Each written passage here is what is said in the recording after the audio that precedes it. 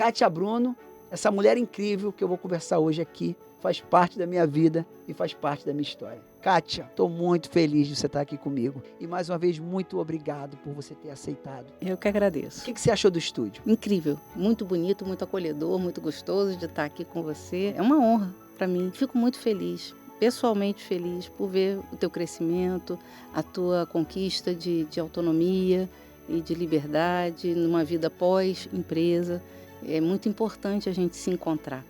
Porque quando a gente sai de muito tempo num lugar, a gente fica meio confuso, né? Porque se mistura um pouco com a nossa identidade de quem a gente é. Eu conquistei isso no meu trabalho. É muito bom ver você e cada um dos que eu conheci lá na TV conquistando esse espaço aqui fora e conquistando liberdade, conquistando autonomia, se descobrindo como profissional de uma maneira amplificada, de uma maneira diferente. É muito bom ver você fazendo esse movimento. Posso chorar em algum momento? Posso abrir meu coração, porque eu tenho certeza que eu vou chorar, porque eu tenho muita coisa para compartilhar. Sim, emoção. Obrigado, aqui não falta. Obrigado mesmo. Eu que agradeço. Eu sou muito, mas muito grato a você. Eu falei que não ia chorar, mas é emoção, que eu lembro de todas as palavras que você falava comigo na emissora, todas. O meu choro é emoção de felicidade de ter você aqui comigo. Bom, que bom. Eu também estou feliz de estar aqui. E receber você aqui nesse estúdio, como eu falei para todos que eu já entrevistei, vocês fazem parte disso aqui. Você não tem noção da importância que você é na vida das pessoas, porque com todo mundo que eu falei que ia receber a Kátia aqui, todo mundo mandando beijo para você. Ana Schmidt, o Máriozinho mandou te dar um beijo. É muita gente que acha que se eu falar o nome de todo mundo, o podcast vai acabar e eu não vou ter como falar o nome de todo mundo, mas todo mundo te ama, todo mundo tem um carinho muito grande por você. E hoje eu entendo por que você foi tão importante pra gente na emissora. Seja bem-vinda. Obrigada. Muito obrigado por você estar aqui comigo. Obrigada. Agradeço pelo carinho da acolhida, pelo interesse de conversar. É importante a gente falar sobre certas coisas, é importante a gente trocar experiências, é importante a gente também ver o crescimento do outro, né? É muito legal ver você aqui tão bem instalado, tão bem posicionado, tão feliz em fazer, porque é evidente que você está feliz de fazer o que você está fazendo. Esse momento é um momento importante na tua vida e dá para ver isso. Havia muito medo em outros momentos da vida, né? Então, acho que é muito legal quando a gente olha para trás e vê que conseguiu enfrentar alguns medos e conseguiu superar expectativas, dificuldades, se realiza num outro momento profissional, num outro momento de vida. Isso é muito legal de ver. A primeira pergunta que eu quero fazer para você, que é terapia focada na emoção? É uma abordagem que a gente pode pensar, toda terapia vai ser focada na emoção, porque a gente vai tocar em pontos sensíveis, em questões de fundo emocional. Só que essa abordagem, ela foi criada pelo Les Greenberg e alguns colaboradores, ela tem um foco específico na emoção. Muitas vezes, principalmente nos últimos anos, a gente viu um crescimento muito grande de terapias mais cognitivas, que também têm uma aplicabilidade boa, mas que às vezes param na racionalidade, param na cognição. E a emoção é algo que vai além. A emoção é mais profunda. E a emoção é que, na verdade, nos guia, né? Quando a gente está com medo de alguma coisa, a gente trava. Quando a gente está apaixonado, a gente avança, a gente quer conquistar, a gente quer fazer. As emoções, elas são fundamentais na nossa vida, só que a nossa sociedade, de uma maneira geral, não está acostumada a dar esse espaço para a emoção. Muitas famílias não têm um hábito de conversar, de falar sobre o que está se sentindo. Muitas vezes emoções dolorosas como medo, como fragilidade, vulnerabilidade, são interpretadas como fraqueza. E a gente aprende a crescer de peito estufado, bancando o valentão, bancando o durão, muitas vezes sofrendo muito por dentro e sofrendo só, porque não se divide essas coisas com ninguém. A terapia focada nas emoções, ela tem um foco muito maior, justamente na emoção, no fenômeno da emoção, como ela acontece no nosso corpo. Então, é muito comum que a gente sinta coisas no nosso corpo que a gente nem sabe o que é. A gente sente um desconforto, sente um vazio, sente um aperto no peito, sente um nó na garganta. Isso tudo é a emoção se manifestando. E se a gente abrir espaço para isso na terapia, a gente consegue ampliar muito mais a nossa consciência sobre o que a gente precisa, quais são as nossas necessidades. Então, essa abordagem quando eu conheci há cerca de 5 anos atrás, fez muito sentido para mim. Eu sempre fui chamada de muito emotiva. Eu sempre me emocionei com muita facilidade, sempre chorei muito, sempre sorri muito. E às vezes eu não sabia muito bem como dar vazão para isso. Quando eu comecei a estudar a TFE, eu achei que fazia muito sentido do ponto de vista clínico, né? Eu era uma especialista em terapia cognitivo-comportamental. Estava bastante focada na racionalidade, na cognição, nas coisas que eram lógicas e que naquele momento da minha vida profissional, que eu tinha acabado de sair de uma empresa, de 30 anos de empresas, vinha essa racionalidade muito forte. Então, a TCC, que é a cognitivo-comportamental, fazia sentido para mim. E, de repente, eu conheci TFE, um universo se descortinou e, para mim, fez muito mais sentido. E, a partir dali, eu parei de estudar outras abordagens e mergulhei nessa abordagem e no ano passado eu consegui a minha certificação internacional. Estou batalhando agora por mais uma, que é um estudo para a vida, é algo que faz muito sentido para mim e que a gente vê resultado nos pacientes. Então, eu estou muito feliz. Sabe que uma coisa que eu sentia? Essa coisa de ser forte, às vezes, dói muito. Uhum. Uma dor que a gente não sabe explicar. O rótulo, que é o preconceito. Se todos nós estamos buscando fazer o melhor. Tem uma frase de Lincoln que eu vou ler para você. Sem malícia contra ninguém, com caridade para todos. Que Maquiavel diz, é melhor ser temido do que ser amado. E eu queria ser amado, mas eu paguei um preço muito alto querer ser amado. Por que que as pessoas que querem ser amadas sofrem mais? Eu acho que a gente pode entender isso de várias maneiras. Querer ser amado é um desejo de todo mundo, mas as pessoas encontram caminhos diferentes para manifestar isso. Algumas escondem isso em comportamentos não muito legais, não muito camaradas, não muito companheiros. Escondem porque talvez se sintam frágeis e precisam vestir uma capa de dureza. Mas eu garanto para você, todo mundo deseja ser amado. A mais odiosa criatura que você puder imaginar, ela deseja ser amada. O que fazer quando a pessoa lida com medo? A gente está vivendo um momento, economicamente falando, que é muito complexo, né? Já vem há anos, já vem há décadas, na verdade, um aumento da competitividade. Dizem que é o colapso do capitalismo, é um excesso de consumo, um excesso de competição que chegou a um nível exponencial com as redes sociais, né? Então, a gente está sempre vendo todo mundo, a gente está sempre sendo visto por todo mundo, a gente precisa performar, é uma sociedade da performance. Dependendo do ambiente corporativo que você esteja, isso é ainda mais potencializado. E isso acaba fazendo com que todo mundo corra muito, todo mundo se esforce muito, todo mundo queira aparecer muito. Isso é familiar para você, isso é familiar para mim. A gente viveu isso muitos anos, você viveu isso na sua realidade, eu na minha, nas empresas que eu trabalhei, não apenas na última, mas em todas elas havia muita competição. Isso é um fenômeno que é do momento, que é potencializado por cada vez mais as empresas querem gastar menos, investir menos e cada vez mais elas querem ter lucro. Então, isso coloca níveis de pressão e de produtividade muito elevados. Num ambiente onde você é avaliado, onde você recebe o seu salário, onde você tem uma noção de identidade, porque muitas vezes a empresa passa a ser o nosso sobrenome. É um ambiente muito propício para fomentar o medo. As pessoas têm medo de não performar, têm medo de não agradar, têm medo de não conseguir ficar. O medo acaba deixando as pessoas num estado permanente de ameaça. E isso dificulta o vínculo, dificulta a abertura. Como é bom a gente poder trabalhar ou estar momentaneamente com alguém que a gente confia, que a gente se sente bem, que a gente sente que não há uma segunda leitura, é o que é o olho no olho, poder confiar. A nossa criatividade é maior, a nossa capacidade de aprender é maior.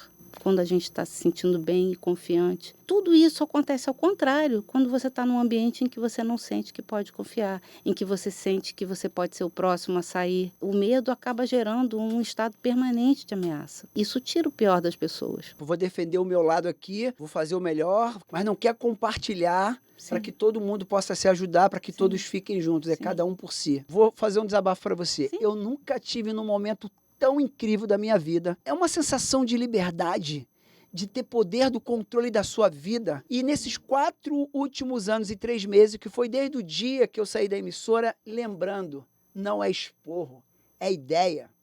Eu só tenho que agradecer a emissora pelo profissional que eu me tornei. A emissora me treinou para ser esse cara que eu sou hoje. Paguei um preço muito alto? Paguei, como tudo na vida, mas hoje eu entendo. 4 livros que me explicaram o mundo corporativo, tanto da televisão como qualquer lugar. As 48 Leis do Poder, A Arte da Guerra, Príncipe de Maquiavel, A Sociedade do Espetáculo. Eu li esse livro todo para sentar para conversar com você. Eu não esqueci de nada que você me falou lá dentro da emissora, nada. Vou lembrar uma coisa para você. Você lembra o que você falou para mim quando eu assinei o meu contrato de diretor? Você me lembrou um dia desse que eu tinha falado que você tem certeza que você quer ser diretor? Exatamente. E Kátia, você estava certa. A gente paga um preço. É o coreógrafo, é o bailarino, e essas coisas chegavam para mim. E era sofrido. Isso machuca, né? Machuca. Às vezes eu choro quando lembro? Choro. Mas choro sozinho. Choro correndo. Por que tem que ser assim? Como lidar com tudo isso? É muito difícil. Eu imagino que para quem está agora no ambiente corporativo tem muitas certezas, não tem muita segurança, e isso é uma realidade geral. Cada vez menos as empresas se comprometem com uma continuidade, uma visão de longo prazo, que era uma coisa comum na época do meu pai, por exemplo. Meu pai trabalhava, era aquela coisa, vou entrar na empresa e vou me aposentar na empresa. Hoje em dia isso não é mais uma realidade. Seja porque as novas gerações têm uma inquietação maior, uma volatilidade maior, seja porque as empresas não estão com esse investimento de longo prazo. Elas preferem, eventualmente, desligar profissionais mais sêniores para trazer pessoas mais novas, com uma formação acadêmica sólida, mas com um salário não tão avançado quanto de uma pessoa que está lá há muitos anos. Então pesa mais o dinheiro. Sim. Não a qualidade do serviço que vai ser entregue. No frigir dos ovos acaba sendo isso, porque muitas vezes é o capital humano que está sendo colocado no mercado e aquele saber não fica, vai com aquele profissional. O que acontece é que, às vezes, uma pessoa que não tenha tanta experiência, não tenha tanta bagagem, nem sempre ela vai conseguir reproduzir à perfeição um trabalho que foi construído ao longo de muitos anos. E é natural a gente imaginar isso. Se você pegar um artesão, vai lá, faz um cara experiente fazendo lá a sua arte, e aí vem um outro que olhou ele fazendo e vai começar a fazer. Provavelmente, se não for um talento fora da curva, vai ficar a desejar. Se a gente for fazer um prato de comida, né, e nunca foi para a cozinha fazer, se a gente for fazer a primeira vez, provavelmente alguma coisa vai dar errado, né? Em qualquer coisa. Quando a gente está aprendendo a fazer, a gente precisa de um tempo de maturação.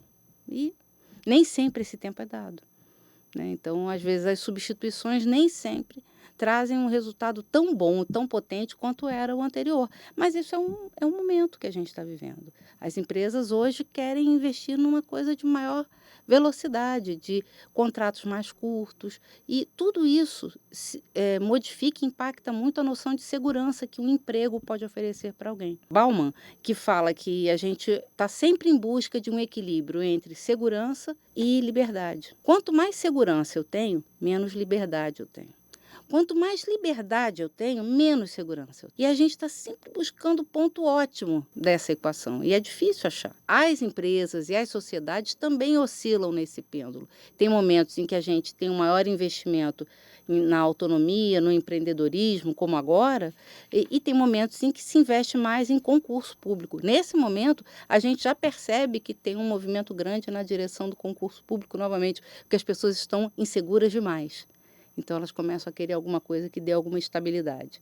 E isso é eterno. A gente fica sempre oscilando entre esses dois polos. Eu ainda me pergunto, será que o compliance funciona? Não sei se isso dá para generalizar, não sei se dá para dizer que funciona ou não funciona. Não funciona. É melhor existir, saber que existe um órgão, uma entidade, um nível de interlocução qualquer que permita você sinalizar abusos que em outros momentos não eram sequer reportados. Acho que é bom que exista. Se funciona efetivamente, eu não tenho como falar. Até porque quando eu saí de lá, isso ainda estava, né, se desenhando. Na minha experiência de empresa. Você que era nosso compliance antigamente. Sim. Eu poderia contar várias...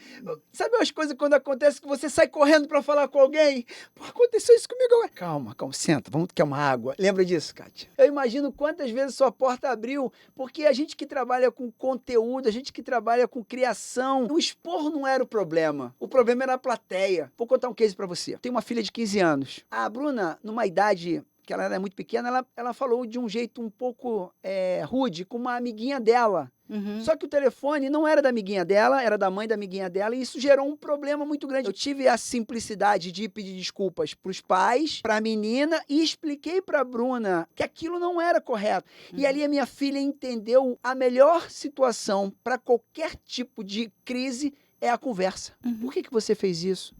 O que te levou a isso? Uhum. E depois disso, minha filha nunca mais fez isso. Sim, o que acontece? Você, num momento de uma situação difícil em que sua filha teve um comportamento que você considerava errado, você sentou para conversar. Você Não briguei. não pagou um esporro, Não. não. Vem cá, quero entender o que aconteceu, por que você fez isso? Isso. Isso é o ponto de partida para entender qual foi o olhar dela para aquela situação e para ela também perceber no modelo de você e da sua esposa, que esse tipo de comportamento não é um comportamento legal, não é algo que vocês valorizem, não é algo que vocês queiram que ela reproduza. Então, ali você já situou, conversando e explicando. E isso é importante, porque isso também é educação emocional.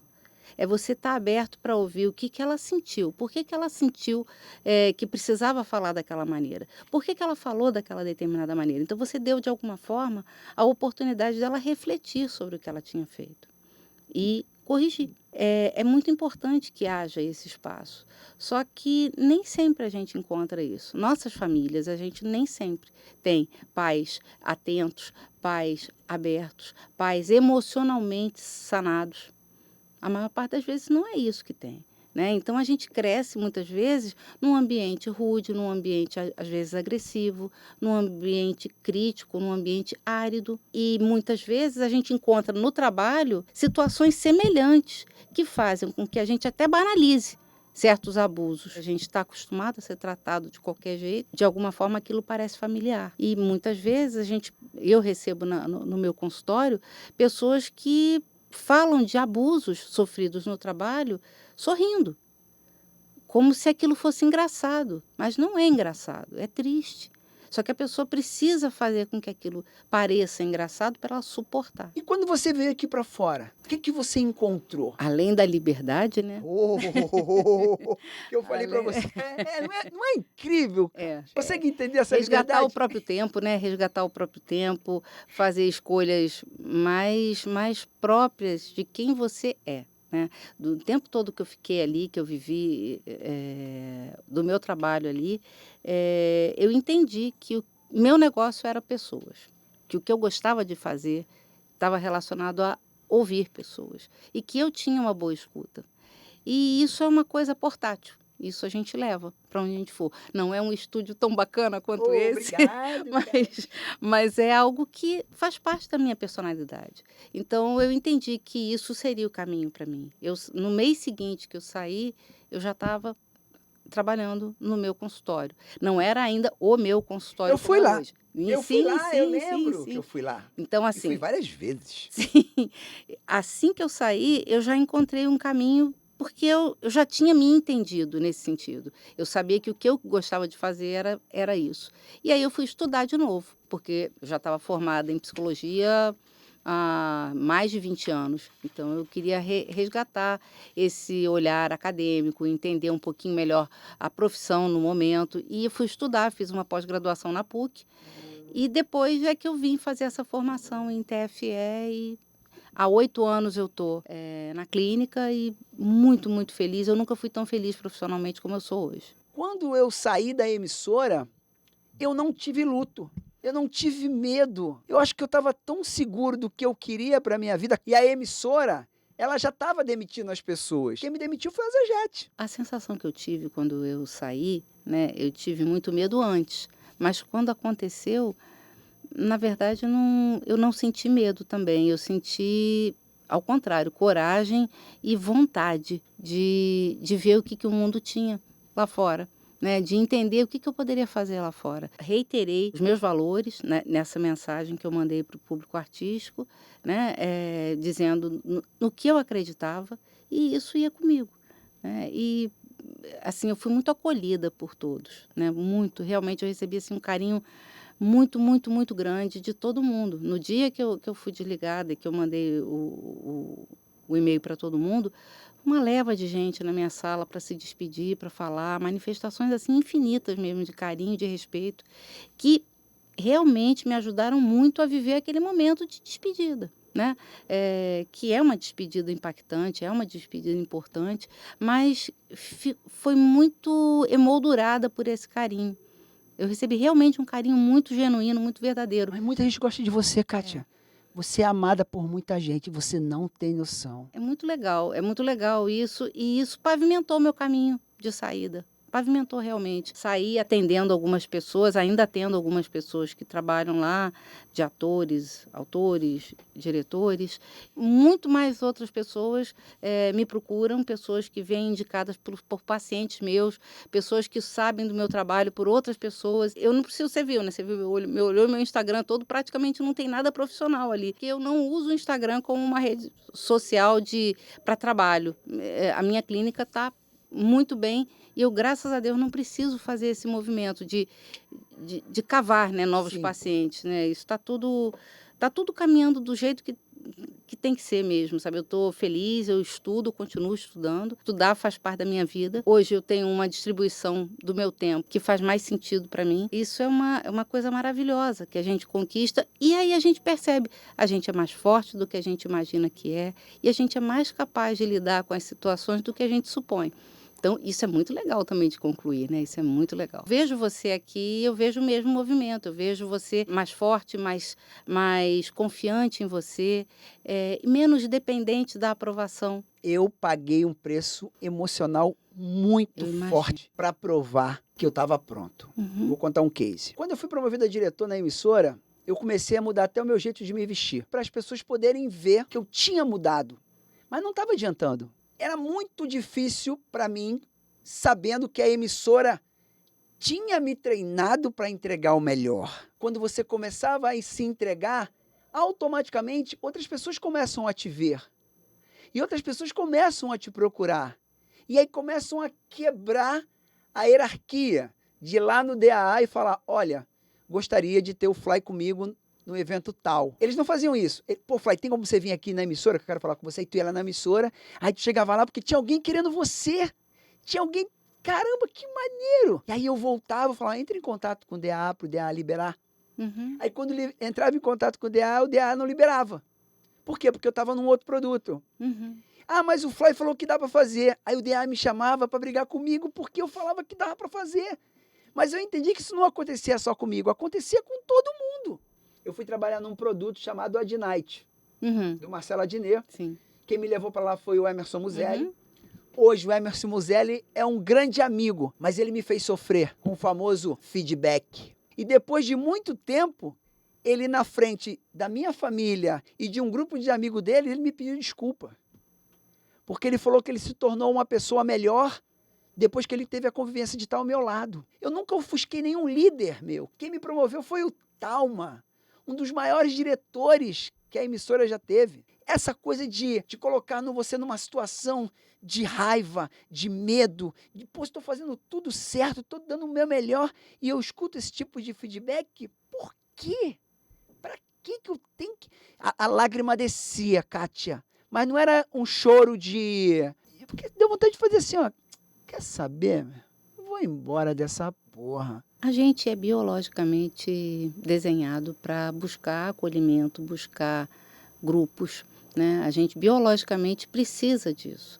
Só que o ambiente de trabalho nem sempre ele promove isso. Ao contrário, muitas vezes ele faz com que a gente se sinta profundamente só, profundamente solitário e miserável.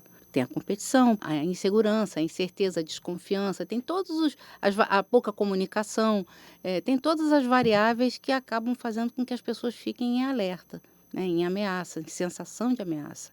E a gente é um ser humano que precisa ser acolhido. A gente tem esse desenho na nossa biologia e disso a gente precisa para sobreviver. Só que o ambiente de trabalho às vezes traz o oposto. Então é um contraste muito grande, é um choque muito grande e muitas vezes muito frustrante, porque você vai com uma expectativa e você encontra outra. Desde o chefe mais difícil, a pessoa mais motivada, todos querem ser aceitos. Todos querem pertencer. Cada um encontra uma maneira diferente de fazer isso. E às vezes o medo é tão grande que faz com que as pessoas mostrem o pior delas. Muita dor acontece. Você já passou por algum tipo de constrangimento, Kátia? Mas claro, eu acho que é impossível uma pessoa com 60 anos não ter passado por algum constrangimento dessa natureza. Eu acho que é impossível. Kátia falando pra Kátia. Na verdade, eu tenho uma característica, Fly. Eu não sou uma pessoa maliciosa. Eu não sou uma pessoa que antevê malícia. Então, muitas vezes, algumas coisas aconteciam e eu simplesmente passava ao lado sem nem me tocar que aquilo tinha sido um veneno, tinha sido uma coisa mal intencionada. Eu nem percebia. E seguia. Então, isso é uma forma de blindagem natural, eu acho. Não sei. Às vezes eu acho que nem faz por maldade, sabia? Não sei, eu não tomo conhecimento. E às vezes, quando eu tomo algum conhecimento, em geral eu não enfrento, em geral eu só me posiciono. Você me ligou, Fly, você tá onde? Eu falei, Kátia, eu tô em Brasília. Tô dando uma palestra. Ah, que legal. Porque eu também dou aula de educação financeira, então eu dou palestra aí pelo Brasil inteiro de educação financeira, de planejamento financeiro. Você falou pra mim, olha, tem um produto querendo você. Nossa, tem um produto me querendo, tô indo embora amanhã. Peguei o avião e vim embora feliz da vida. Como virginiano, 1h é a sua reunião. Aí eu, 1h, 11 horas estarei lá. Cheguei 11 horas, parecia criança entrando no Tivoli Park na Lagoa, que abria às 8 e chegava às 6, porque tu nem dormia. Tava feliz da vida. Infelizmente, me chega uma pessoa e me fala uma coisa que me desmoronou de uma tal... me quebrou. Mas por que você me contou isso? Você acabou de estragar o meu dia, porque eu estava esperando muito por esse momento. E como eu estava já doente emocionalmente, com certeza, porque ninguém aguenta muito tempo, Kátia. Chega uma hora que você fala, caramba, ó Senhor Jesus, por que tem que ser assim? Sim. E ali, agora que vem o melhor. Teve a reunião, eu estava muito mal, você falou, vai lá e prova que você é capaz. Isso é experiência, hein? Não é reclamação. E não estou me justificando, porque não é esporro, é ideia.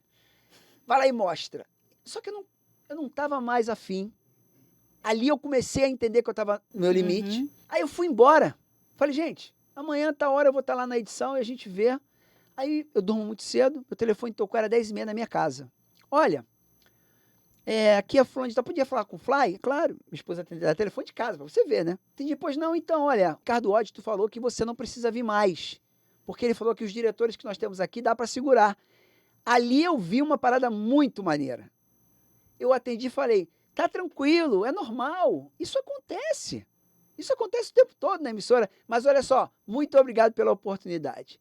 Kátia, eu te pergunto, você acha que eu dormi? Eu espero que você tenha dormido. Como um bebê. Mas não era marra. Eu acho que era aquela cena de O Vento Levou, que ela pega a areia no chão e fala assim, eu nunca mais vou passar. Foi uma virada de chave muito grande. Eu parei de ter medo. E isso me fortaleceu demais. Eu não vivo do passado, mas eu aprendi muito com o passado. Né? Quando eu vim aqui para fora, eu não vi que não tinha emprego para mim. Foi por isso que eu montei esse estúdio para mim, para eu poder trabalhar. Porque o mercado está mudando, a tecnologia está mudando. Aqui é a prova disso, ó. Sim, sim. Não tem nenhum operador. Sim. Está tudo programado. E o que você vê do mercado, Kátia? O mercado está todo mudando por conta das tecnologias que chegaram em todas as áreas. Sim. A gente tem profissões deixando de existir, né? Existem mudanças, a inteligência artificial já traz também ameaça para várias profissões que antes eram incríveis e que hoje perigam deixar de existir. E isso é geral. Pessoas precisam aprender novas coisas. Se você não estiver disposto a diversificar, se você não estiver disposto a aprender eternamente, você sucumbe. Não existe espaço para que não se abre para o que está vindo, para o novo. Então, eu poderia parar de estudar, porque eu já sou formada há muitos anos, porque eu já tenho uma certificação, porque eu já tenho isso, porque eu já tenho aquilo. Eu não acho que esse seja o caminho. É justamente na renovação, no estudo, na atualização permanente, que eu encontro vontade de trabalhar mais e de fazer melhor o meu trabalho. E isso, para mim, é um elixir da juventude. Eu tenho disposição, eu trabalho muito todo dia e gosto do que eu faço. Vou deitar à noite com minha cabeça assim, tranquila. Não existe nenhum sapo engolido, nenhum.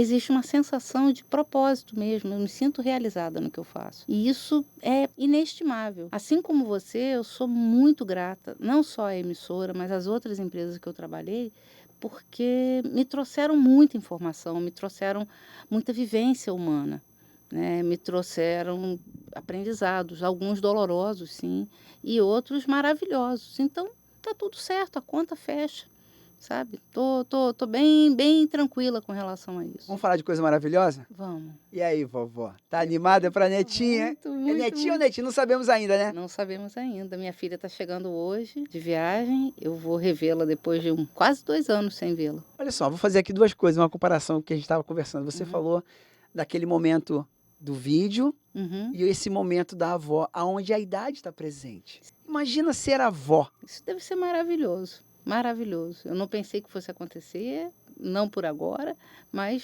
felizmente aconteceu e eu estou muito feliz, muito feliz. É incrível. Eu ainda não sei exatamente como é que vai ser quando nascer, mas eu imagino que vai ser Imagino incrível. essa neta. Ou essa esse avó neto. incrível. Ou esse neto. Com essa avó incrível, carinhosa, fala tranquilo, é uma mulher inteligente, segura. Não vai brigar com o neto, não vai dar expor, vai dar ideia. Porque, cara, Kátia Bruna é diferenciada. Ela é diferenciada. E eu tenho certeza que você vai ser uma grande avó, Kátia. Eu acho que eu vou curtir, eu acho que eu nasci para isso. Acho que eu nasci para isso, vai ser Você muito tem duas legal. filhas, não é isso? Tenho- Maíra. Que é essa que mora fora, Uhum. e a Fernanda, que mora comigo. O pai vem junto? Vem. Ai, que legal, vem a família toda. Vem a Natal família aqui? Natal aqui. Eu estou muito feliz, é um momento muito, muito especial da minha vida, realmente. Muita coisa boa acontecendo, sabe? Muita coisa importante, significativa e que amplia a minha visão do que é a vida. E como que a gente não deve ter medo de enfrentar Seria as esse olhar aqui dificuldades. pro medo? Eu botei esse gato porque eu sei que você gosta de gato. Eu gosto. Isso é um meme. Isso é um Esse é o meme. olhar, tipo, alguém brigando com você e você pensando.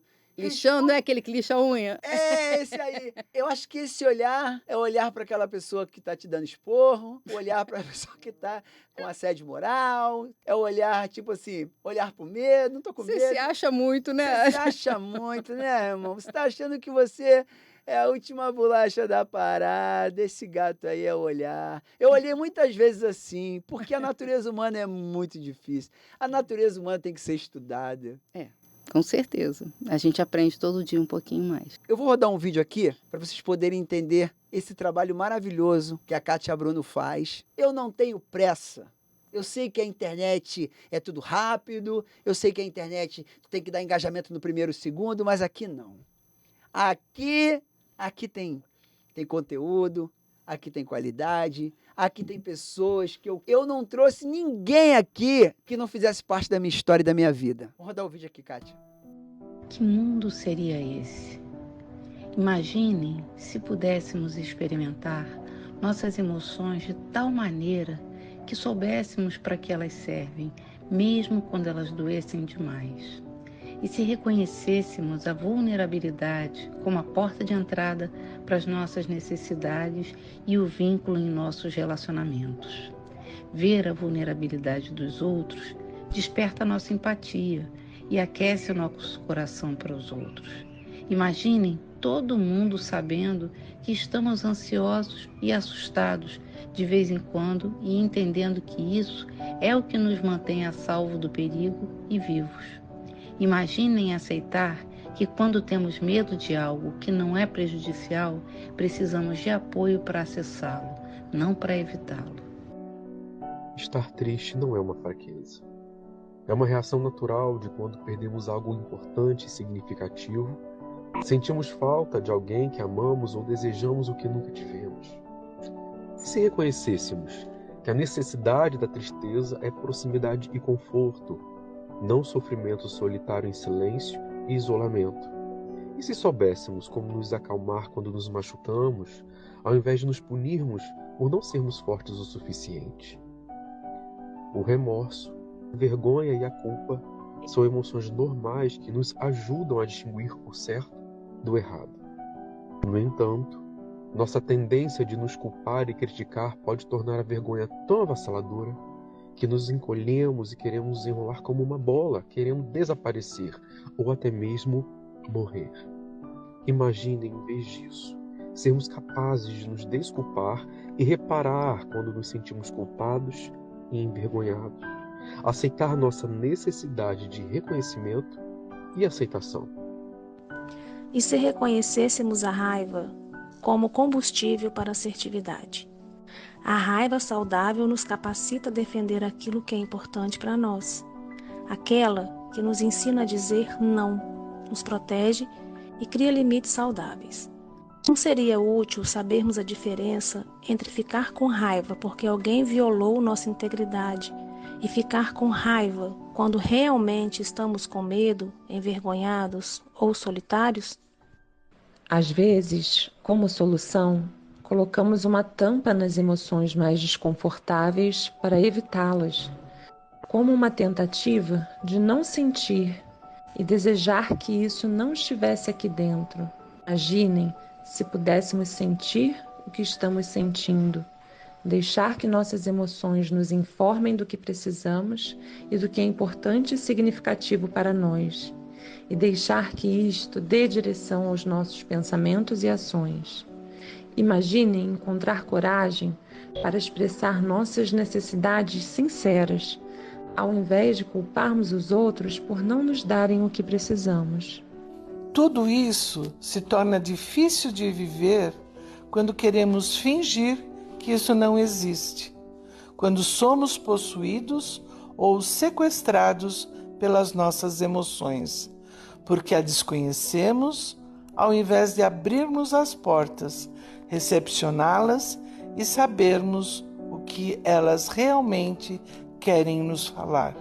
Imaginem se todos tivéssemos a experiência de ter nossas necessidades emocionais satisfeitas para que as emoções fizessem sentido para nós desde o início. Imaginem se as pessoas que se importam conosco pudessem validar o que sentimos, mesmo que a emoção presente fosse totalmente incompreensível.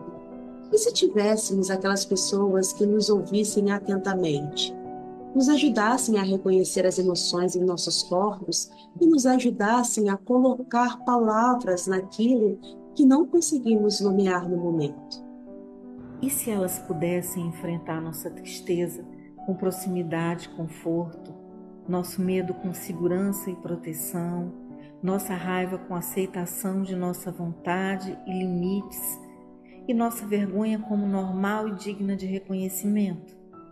E se a partir disso nos tornássemos capazes de sair para o mundo com uma confiança básica, uma esperança de que haverá alguém lá para nós, que vai nos validar, não importa o que sentimos e como sentimos, que vai nos acolher e recepcionar nossas lágrimas quando brotarem de nossos olhos? Haverá alguém para nos aceitar incondicionalmente e nos reconhecer apenas por sermos quem somos, sem a necessidade de querer nos mudar para encaixarmos nos rótulos tipicamente aceitáveis ou nos enquadrar na caixinha do que é possível? Imaginem, que mundo seria esse? Adaptação do texto original de Vanja Welmesset. What Kind of a World Would That Be? Título em inglês. Desejamos que essas reflexões possam bater em nossos corações e mobilizar novas emoções para estarmos no mundo com quem está conosco nele. Muito obrigada pela presença, pela participação e por estarmos juntos nesse movimento a respeito da importância das nossas emoções em nossas vidas. Isso foi um movimento que a gente fez no ano passado,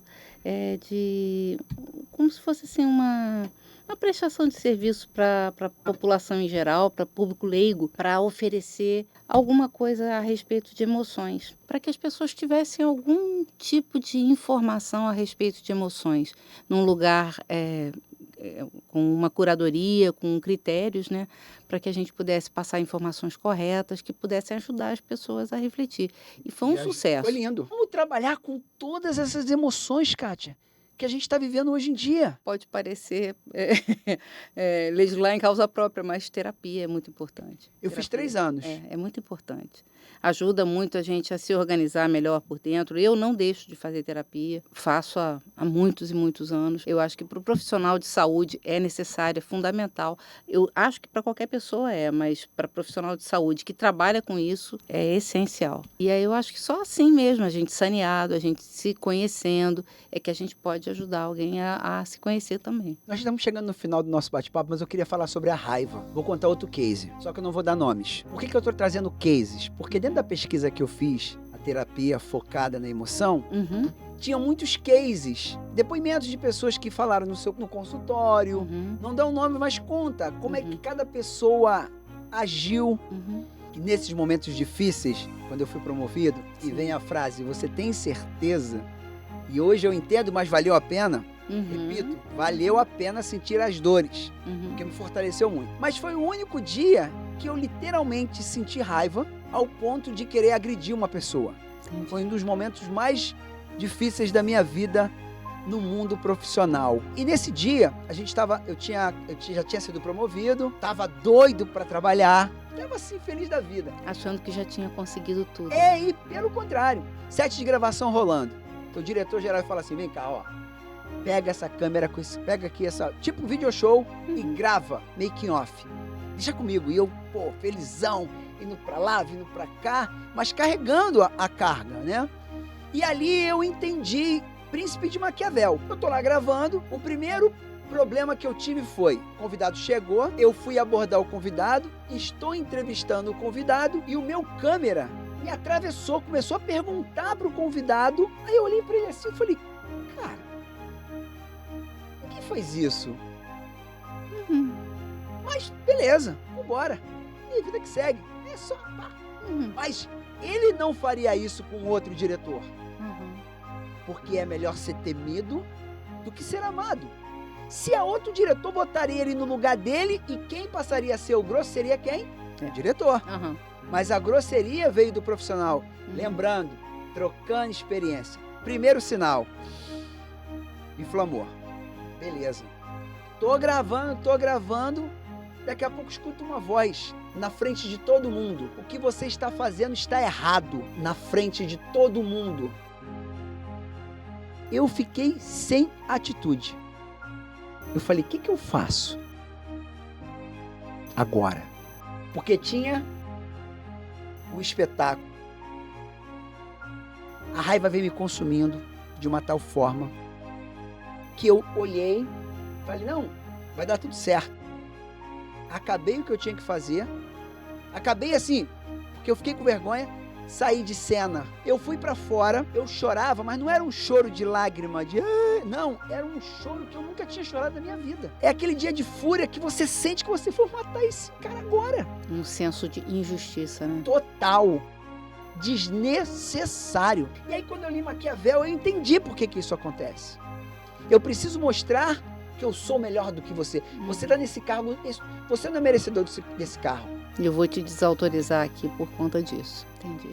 Foi uma dor incrível. Aí, Kátia, nesse dia, minha esposa que não me deixa mentir, eu fiz exatamente a mesma coisa que eu fiz quando o telefone tocou.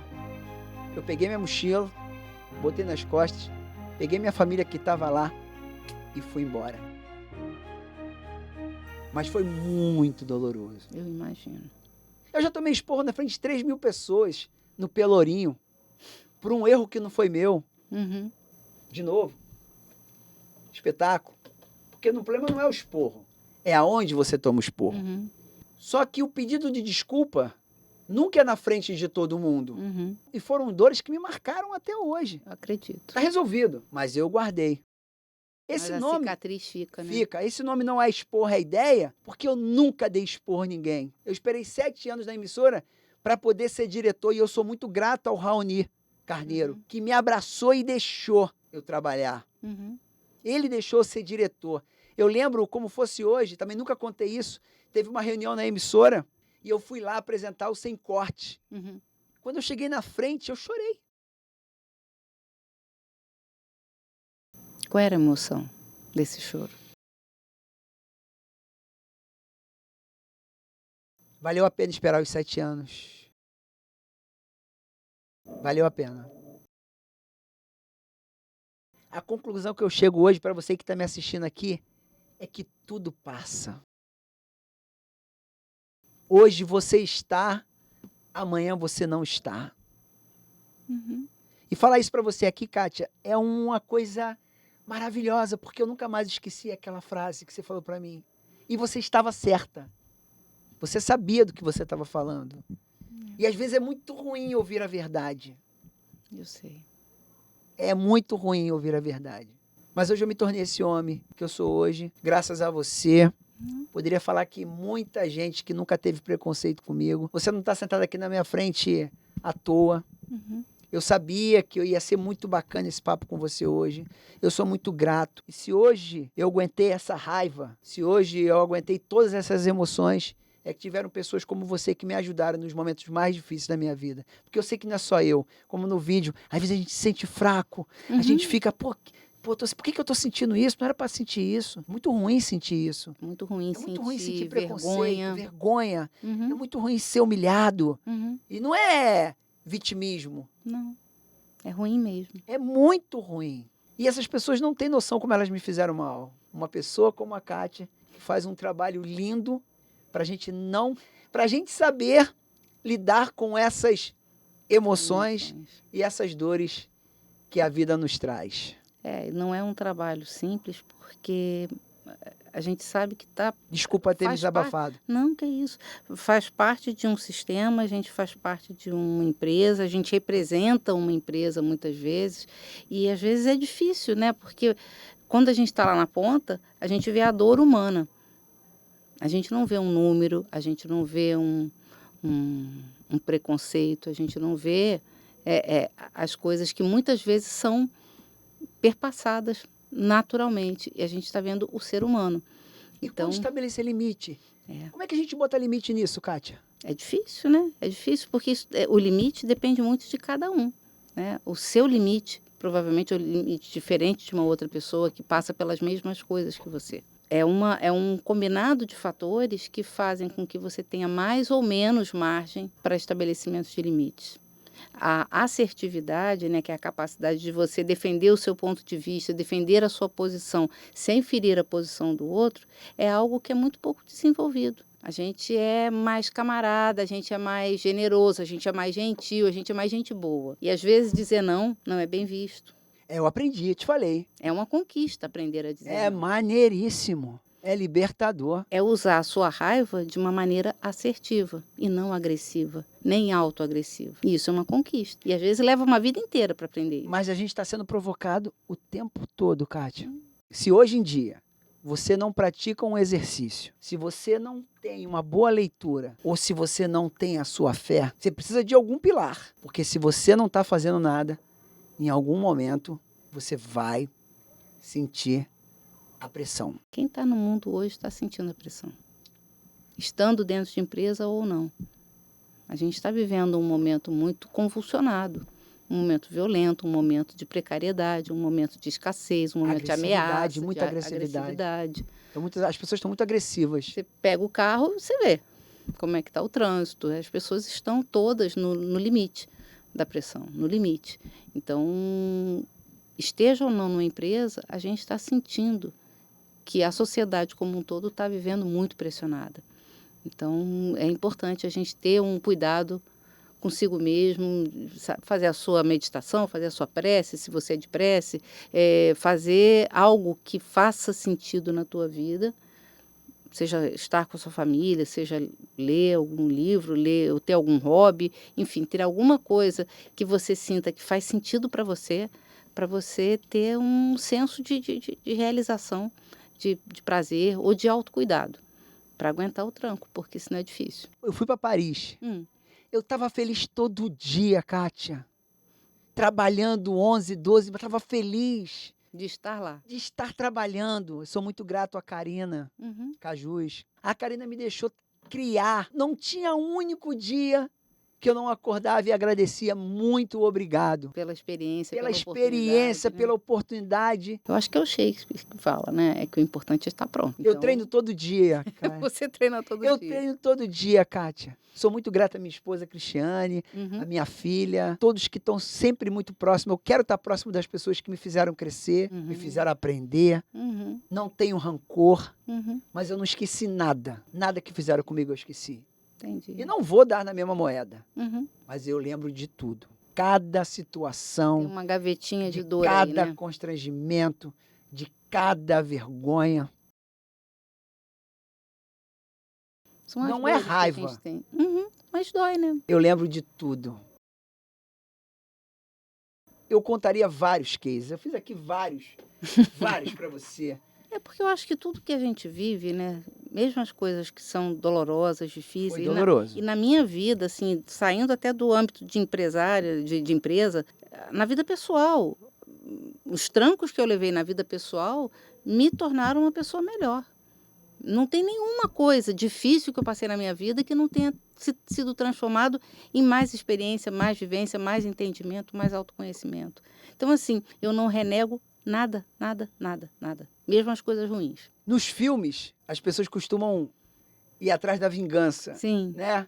Na vida real, não. Eu nunca me vinguei de ninguém. Posso falar? A maioria de todos esses problemas que eu te contei, todos são meus amigos hoje. Que bom. Todos. Mas eu lembro de tudo. Olha, Entendi. eu te perdoo, porque perdoar faz bem pra caramba. Uhum. Mas eu não esqueci. Entendi. Não faça de novo. Provavelmente agora não vai conseguir fazer de novo. Né? Eu vou impor limite. Eu estou impondo limites com muita educação, Uhum. porque eu estou vendo tudo. Entendi. Eu vejo tudo. Uhum. E você pode vir com a agressividade que você quiser, que eu vou te dar amor. Porque é isso que eu fui É a treinado. sua escolha, né? A minha escolha. Porque eu não dou esporro em ninguém, eu dou ideia. Kátia, muito obrigado.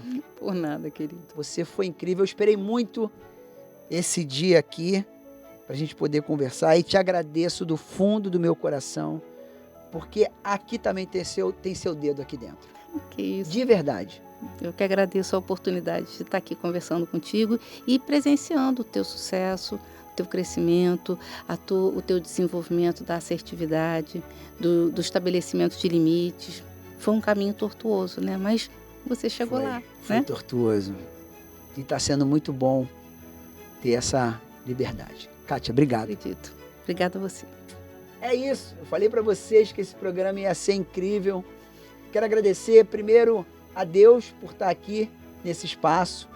Quero agradecer mais uma vez ao meu amigo Campos. Campos, você é o melhor que nós temos, irmão. Isso aqui é dedo seu. Montou isso aqui tudo para mim. Agradecer a minha família e agradecer a você que está me acompanhando aqui nessa nova fase minha profissional, porque aqui, como diz Benedito de Paula, a gente assovia e chupa cana. Porque nem tudo pode ser perfeito, nem tudo pode ser bacana. Quero ver o cara sentado na praça assoviar e chupa cana. É difícil. Fui!